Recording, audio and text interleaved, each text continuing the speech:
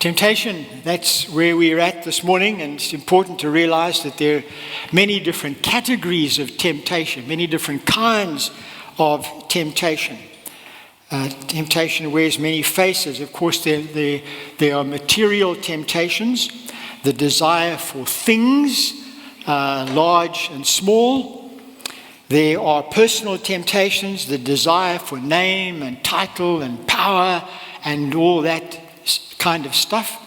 And then, of course, there are sensual temptations, the lust for a person of the opposite sex or the same sex, sexual temptations. And when it comes to resisting temptation, particularly temptation in the area of sex, Joseph is probably our best teacher.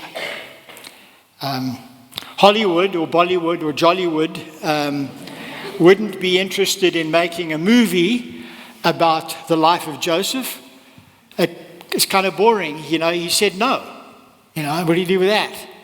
I can't really make much of a movie out of that. In fact, a movie was made about the life of Joseph where they changed it. So actually, Potiphar caught him in bed with his wife. Now that's far more exciting than him running away. For a handsome hunk to turn down a gorgeous woman, that doesn't make for a good modern movie. But if we want to live in order to please God, which is what Paul says we should do in 1 Thessalonians chapter 4, he tells us how to live in order to please God. If we want to live like that, then surely we need to take a long look at Joseph, because he is a great teacher. You're already familiar with the background. Steph read part of it in the scripture reading earlier. And Joseph, the favorite son of his aged father Jacob, sold into slavery, you remember, by his jealous, hate-filled brothers. And in time, the favorite son became the favored slave of Potiphar, the right-hand man of Pharaoh, the king of Egypt. And that happened, as we read in the text twice in the verses that Steph read to us. It happened because God was with him. That was the reason. We'll talk more about that as the series unfolds. So at the time of his temptation, when the story occurred, Joseph had popularity. Look at verse 4. It says he found favor in his master's eyes. So he was popular. And then he had position. It says in that same verse, he became his attendant. He had an important position in the court of Pharaoh, the king of probably the most powerful nation in the world at that time. And he had power.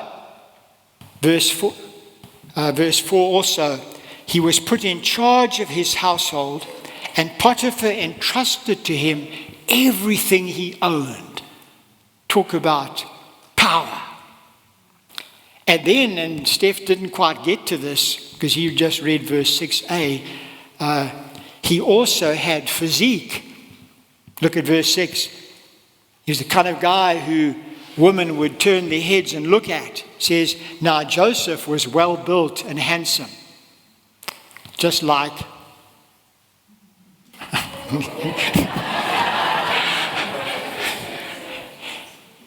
and so here was this guy. He had it all. Position, power, popularity, physique. He was really just a great guy, and he prospered. So that's the background to this story. That's the setting. Some years ago, Irene and I and our family were visiting her family in Canada, and a Bible college friend of ours invited us to join them for a week at Cannon Beach Bible Conference on the Oregon coast down in the United States. And they just set the week and said, that's the week you will come. And they rented this big house, and a pile of us pulled in there and had a great time. But what made that week so special was the fact that the preacher that week was Dr. David Jeremiah. Many of you watch him on television, but we were able to hear him in person. And he preached that week a series on the life of Joseph. And I took copious notes. And some of his ideas have found their way into this sermon. And I don't apologize for that. He had a simple outline, and I'm going to use it. This passage talks about the power of the temptation and the power over the temptation. So that's what we're going to look at this morning. And everything that I'm going to say is in the text. I'm not sucking it out of my thumb or making it up. It's right here in the text, as you'll see as we go through it. So let's think first of all of the power of the temptation. And it was in Potiphar's house that he faced this great temptation. Dr. Griffith Thomas said, temptation is one of the great tests of life and character. It transforms innocence into virtue. Sin lies not in being tempted, but in yielding to it. So Joseph was a young, innocent man, probably in his mid to late 20s by this time, and his innocence was about to be tested and transformed into virtue. Look at the temptation he faced. Verse 7. After a while, his master's wife took notice of Joseph and said, "Come to bed with me." That's what you call the direct approach. Nothing subtle about that. And I want you to notice 6 things about this temptation that made it so powerful. 6 things. So if you're taking notes, here we go. First of all, it was a surprise temptation. Things were really going well for Joseph. You remember, he was sold into slavery when he was 17. This probably happened about 9 or 10 years afterwards. He'd had a long service with Potiphar, enough time to earn his trust, to be given that position, that power, and things were really going well. He was in charge of the whole household, the whole operation. Things were absolutely brilliant. When all of a sudden this temptation comes, he was probably unaware that Mrs. Potiphar had been eyeing him. And all of a sudden he begins to face this temptation. And sometimes temptations come to us as a surprise too.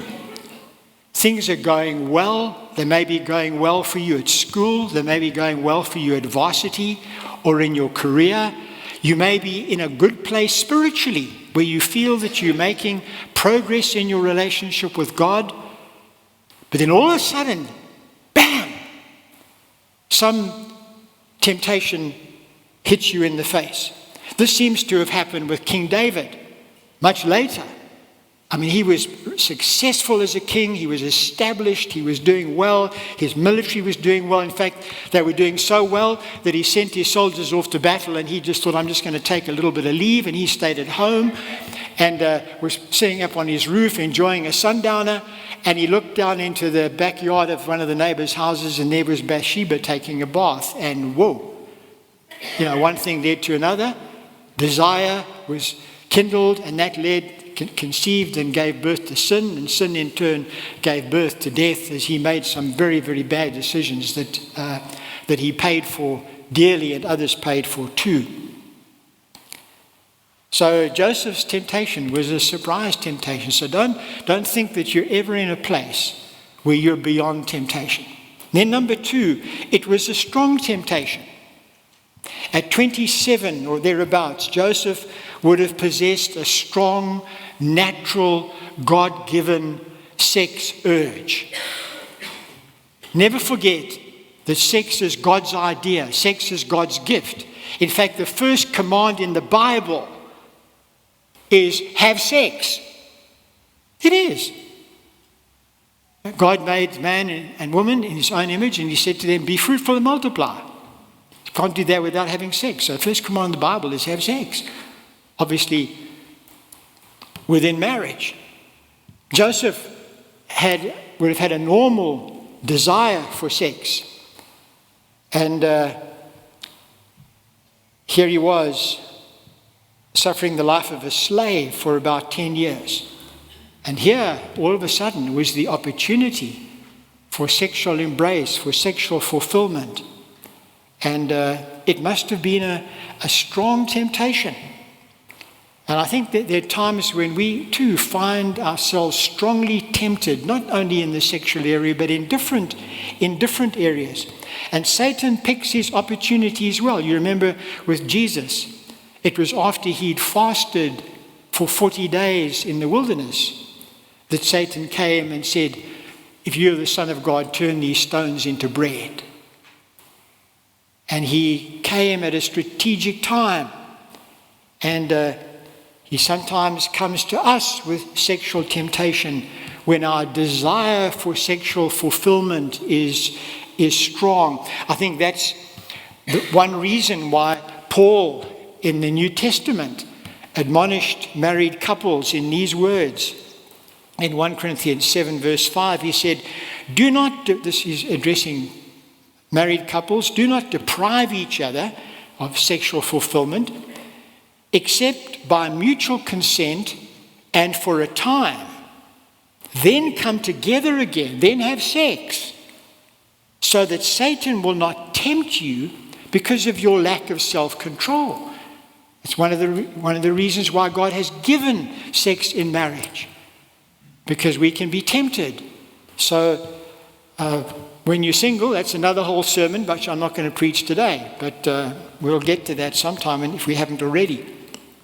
So Joseph's temptation would have been a strong temptation. And then look at the text, look at verse 10. It was a sustained temptation. The text says, and though she spoke to Joseph day after day, he refused to go to bed with her. She spoke to him day after day. So it wasn't just sort of a one-off. Her first, even though she said, come to bed with me, that wasn't her first conversation with him. That's not how it works.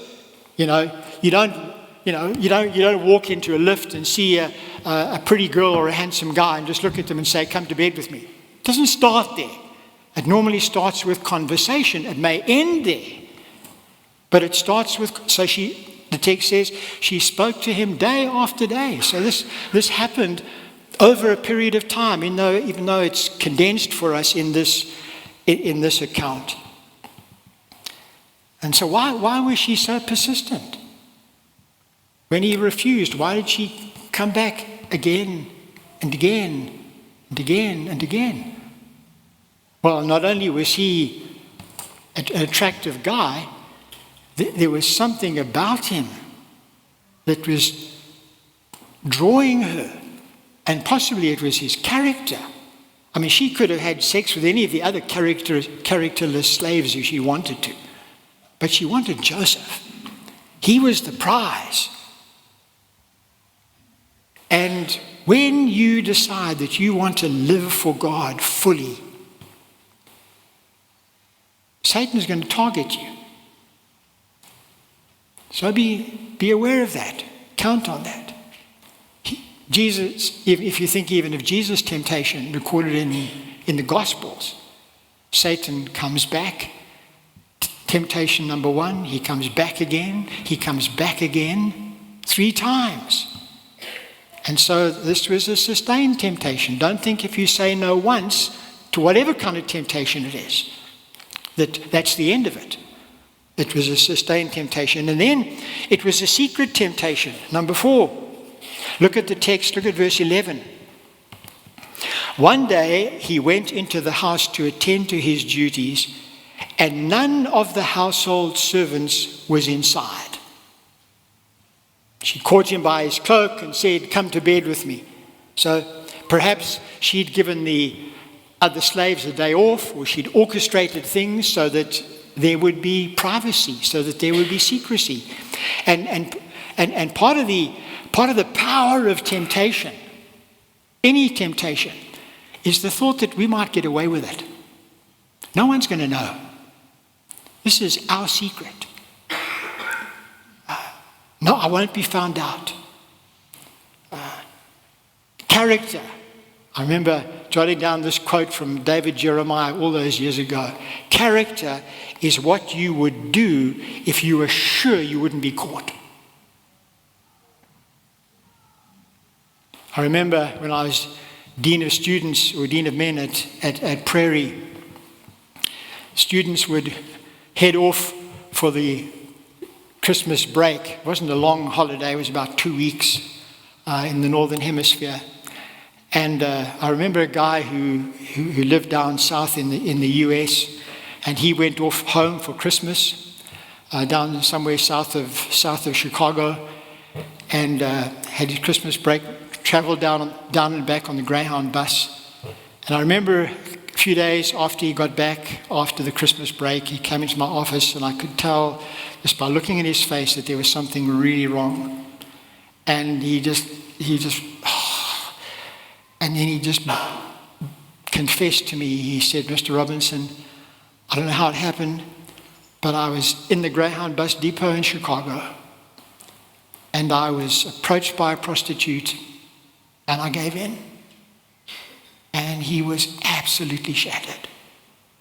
And this temptation had come suddenly and strongly to him. But he was in Chicago. Nobody knew him in Chicago. Nobody would ever find out. And they wouldn't have. Apart from the Holy Spirit in his heart that said, "You need to put this right." And he came and he shared that with me, and we walked a road together into finding God's grace and forgiveness, which is one of the wonders.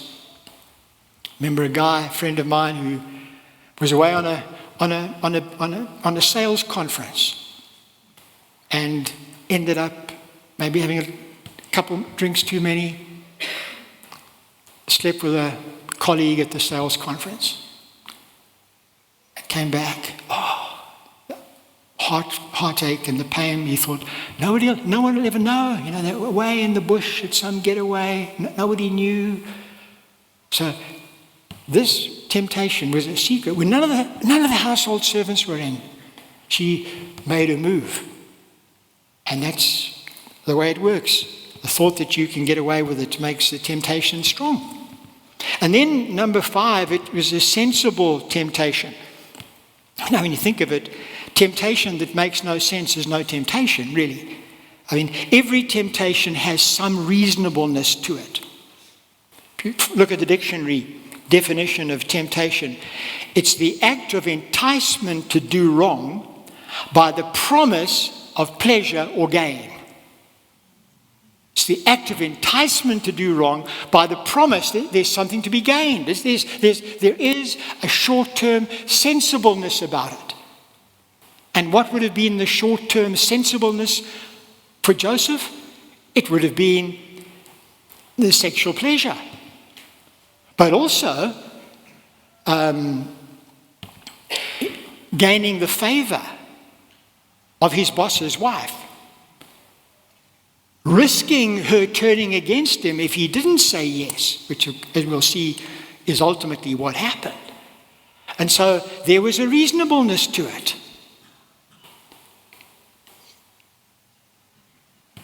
And yielding to temptation often makes sense in a short-term kind of a way. Pleasure is afforded, people are pleased, money is made, promotion is guaranteed, popularity is achieved, but at what? Ultimate cost. Sort of like Esau. We remember in Hebrews 11, we looked at Esau, who sold his birthright to satisfy his immediate hunger. And that frightening text in Hebrews 12, that nevertheless afterwards, when he wanted that blessing, he was refused. And every action has an afterwards. Don't forget that. Esau lost sight of that. All that Esau could smell was that lekker stew, And before Joseph was that lekker woman. And it would have been so easy for Joseph to do what Esau did, but then live with the afterwards. And then one last word. I said there were 6 things, and this is the last one. It was a subtle temptation. In verse 10, and we have read this, but let me come back to it. Look at verse 10 again. It says, she spoke to Joseph day after day. She spoke to him day after day. And using my imagination, I think I know what she might have said to him over time. I can imagine her saying, no, she wouldn't have said she was Egyptian. Joe, I'm so lonely. Mr. P is away so much of the time. And even when he's home, he hardly pays any attention to me. He just spends all his time watching TV or on his phone. But I feel like you're a man who really understands me. You listen to me the way nobody else does. I just feel that I can, that I can be myself around you. I can share my heart with you. Thank you for listening to me, Joe. It really, that kind of talk. See, that's the talk that paves the way. That's the runway. It doesn't start with, come to bed with me.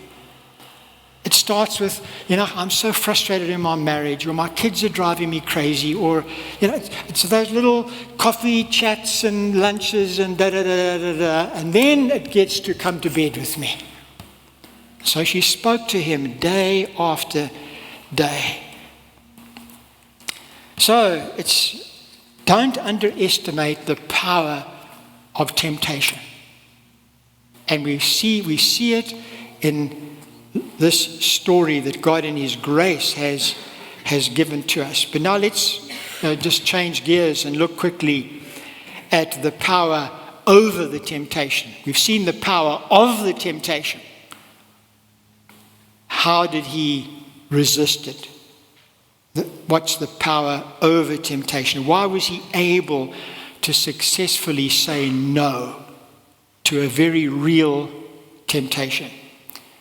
Again, everything is in the text. Number 1, he had convictions before the crisis. Write that down. He had convictions before the crisis. Although Joseph lived about 400 years before the 10 Commandments were given to Moses at Mount Sinai, he knew, because he was created in the image of God and he had the law of God written on his heart, as we read in the early chapters of Romans. He knew the difference between right and wrong in this issue. And he had already resolved in his heart that he would not be immoral. He had convictions before the crisis, like Daniel. Much later, young man also in a foreign country. He had the law of God. Not only the moral law, but also the ceremonial law around diet and things like that. And so when Daniel was told to eat foods that had been forbidden under the Old Testament law, it says he had resolved in his heart that he would not defile himself by eating those foods. So a similar kind of a gutsy resolution. Joseph had convictions before the crisis. I define conviction as a long decision. A long decision. In another context, I've told you the story about the old guy walking to church on a rainy day. Remember that story? Old guy trudging along in his raincoat, rain pelting down, and he's getting half soaked, and he's on his way to church on a Sunday morning in the pouring rain, and a kind motorist pulls up and stops and says, can I give you a lift? And he climbs into the back of the car, all dripping wet, and where are you going? Well, I'm going to church. And the driver says to him, well, why did you decide to go to church today? On a day like today? And the old guy said, I didn't decide today. I decided 30 years ago. That's a conviction. That's a long decision. It doesn't have to be renegotiated or rethought about every time something else happens. It's solidly in you. A conviction. He had convictions before the crisis. And if we're going to withstand temptation, we need convictions before the crisis. We need to come to terms with what God requires of us from Scripture, so that when a crisis hits and your glands are all revved up and you turned on and it's, or when a crisis hits and your boss in the boardroom says, well, let's do it that way and we can save a ton of money, but something inside of you says that's wrong, that's stealing, that's not right. You don't have to decide then about truthfulness, about integrity, about morality. Why? Because those issues have been settled. You have convictions before the crisis. You've said to God, this is my stand. And if you're a single young person, I know many of you are, you young guys, you're single and you've got to have convictions. You need to establish convictions about physical contact when you're courting. How far are you going to go? What are your boundaries going to be when you fall in love with someone before you get married? You've got to figure that out. So that, when you're sitting snuggled up on the couch watching a romantic movie, that's not the time to make your convictions. That's the time to break them if you don't have them. You've got to have that sorted out in your head and before God on your knees. You've got to have convictions about pornography, about premarital sex or extramarital sex, or about living together outside of marriage. And unless you have convictions, the crisis will come, and next thing you'll be flopping around and get yourself in trouble and bring dishonor to God. So Joseph was successful because he had convictions before the crisis, and we'll see that as we go further. Number 2, he knew that love involved loyalty. Look at verses 8 and 9. Joseph refused Mrs. Potiphar's invitation with these words. With me in charge, he said to her, my master, her husband, does not concern himself with anything in the house. Everything he owns, he has entrusted to my care. Verse 9, no one is greater in this house than I am. My master has withheld nothing from me except you. Why? Because you are his wife. See, Potiphar had come to trust Joseph implicitly. Joseph, it seems, had come to love and respect Potiphar. And he knew that if he yielded to this temptation, he would be hurting him deeply. He would be breaking trust, violating trust. And so he knew that love involved loyalty. I'm going to be loyal to my master, and therefore I'm not going to behave this way with you. And may I remind you that sexual sin always betrays trust and hurts other people. I've seen the hurt in parents whose children have been immoral. I've sat with broken-hearted wives whose husbands have been immoral. I've seen husbands shattered and angry enough to kill because of the unfaithfulness of a wife. And I have seen churches rocked and sheep scattered because of the immorality of a church leader.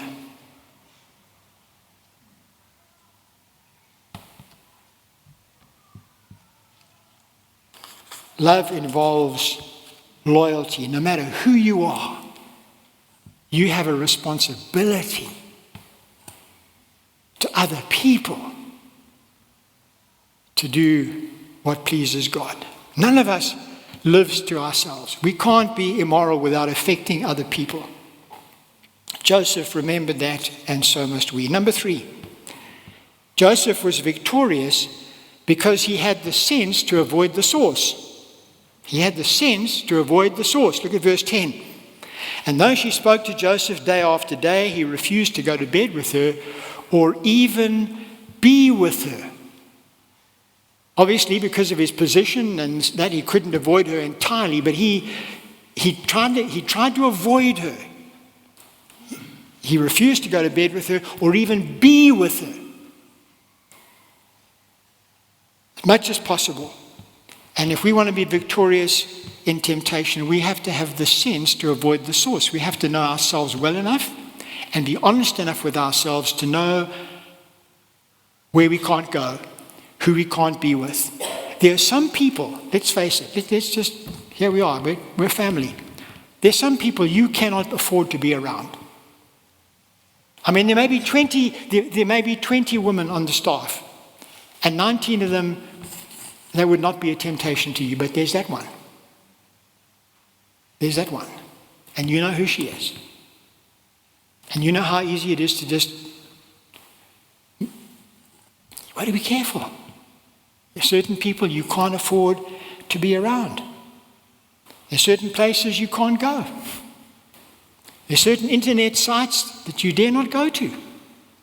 Certain keys you mustn't press. There's some books you shouldn't read, some movies you shouldn't see. We can't escape the world. We're in the world, and we face stuff all the time. I'm not suggesting some kind of a monasticism. You know, if I went back down to where we were in the Karoo, you know, not much temptation there, except for another lamb chop. But I don't live in the Karoo. You know, I live in Joburg. And you live in Joburg. And I have access to the internet, and so do you. I was going to say I work with cute people. I do, but the only cute person I will work with is the one I'm married to. So that's quite cool.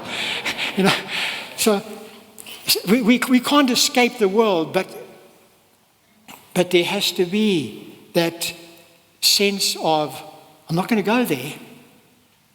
I'm not going to read that. I'm not going to look at that. I'm not going to have coffee with so-and-so. I'm not going to just linger at her desk. No. You know what's a problem to you. Joseph tried to avoid her as much as possible. Number 4, and then there's just one more after this and we're done. Number 4, he was still shocked by sin. Look at verse 9. He says to her, in response to her, come to bed with me invitation, he says to her, how then could I do such a wicked thing and sin against God? And one can sense the shock, the horror in his voice. It was unthinkable. How then could I do such a wicked thing and sin against God? To him it would have been wicked to go to bed with another man's wife. He would have been a wicked person to do such a thing. He would have been, as the text says, sinning against God, even if nobody else ever found out about it. God knew, because God is present everywhere in the universe, fully present at the same time. I'm reading a little book called Concise Theology by J.R. Packer, about two or 2.5 pages a day on the different attributes of God. I read yesterday about God's omnipresence and his omniscience. He knows everything. We can't escape him. Where can I go from your presence? David asked in Psalm 139. Nowhere. If I go up into the heavens, you're there. If I go into the depths, you're there. If I make my bed on the far side of the sea, you're already there. How could I do such a wicked thing and sin against God? He was still shocked by sin. And the danger we're in today is that we're no longer shocked by sin. That's our big danger today. It's not fashionable nor politically correct to call an act sinful or a person wicked. Nowadays, immoral people are not wicked. They are weak. No. They are liberated. That's the word today. They're liberated. We've changed our vocabulary. We don't talk about adultery and fornication or sexual immorality. We don't use the words the Bible uses. Rather, we fool around, or we mess around, or we shack up. We're no longer grieved by sin. Partner used to mean my marriage partner, my husband or my wife. Partner now means whoever I happen to be with of whatever sex at any given time. That's what partner means now. And we live in this secular humanistic society that denies all attributes. If it's right for me, it's right for me. It may not be right for you, but it's right. But it's right for me. That's the world we live in. That's the air we breathe. And tolerance has been elevated to the highest virtue. So calling an act wicked or a person sinful in certain contexts today has become criminal. You can be sent to jail for calling an act sinful or a person wicked. That's the world we live in. And of course, none of us particularly wants to go to jail. So the whole thing has been blended out to the point where we're no longer shocked by sin. We've become desensitized. Joseph obviously didn't live in our world. He wasn't faced with the degree of temptation and pressure that we are. But still he knew something deep in his heart that when Mrs. Potiphar propositioned him, he said to her, he looked her straight in the eye and he said, because of your husband and my loyalty to him, I will not do it. And because of my love for God, it would be a wicked thing. It would be a sin against him. Therefore, no. The last one, he knew that retreat was better than defeat. One day when her passions could no longer be controlled, she grabbed Joseph's cloak and said, come to bed with me. Picture the scene. And we read in the text in verse 12, but he left his cloak in her hand and ran out of the house. Someone said he lost his cloak, but he retained his character. He didn't reason or argue, he just got out of there. And how heaven must have rejoiced. And there's a time to just get out of there. There's a time to just run. There's a time to stand up and fight. There's a time where you just get out of there. So I hope that the lessons learned from Joseph will help us, all of us, me included, triumph over temptation in the future. The opening passage I read says, when you are tempted. It doesn't say if you are tempted, it says when you are tempted. Temptation is going to be part of your journey going forward. And in a way, that's a good thing, although God doesn't tempt us. But temptation transforms our lives as we resist it, and character is developed. And so learn from Joseph's success. If you have blown it in this area, and this sermon would have been uncomfortable for you, I understand that. I prayed this morning for some of you specifically, and all of us generally, because this is not easy territory to walk in. I know that. And you might be sitting here thinking, boy, I wish I'd done the Joseph thing, but instead maybe you did the David thing. But I'm glad the David story is in the scriptures too. So the best medicine to keep you from temptation is Joseph. So take that medicine. The best medicine to restore you when you've blown it is David, Psalm 51. Take that medicine. And if you've been sinned against, If you are a wife whose husband has been unfaithful, or if you are a man whose wife has been unfaithful, you have been sinned against. What is the best medicine for you? The best medicine for you is Matthew 18. Jesus' parable of the unmerciful servant.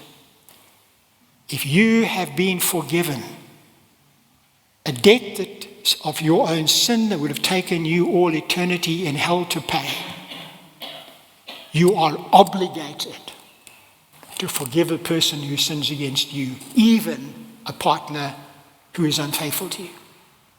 You cannot escape that. So whatever, we all need the Joseph medicine, and for other reasons we all need the David medicine, and we all need the Matthew 18 medicine. But take as many spoonsful of each one as you need to help you.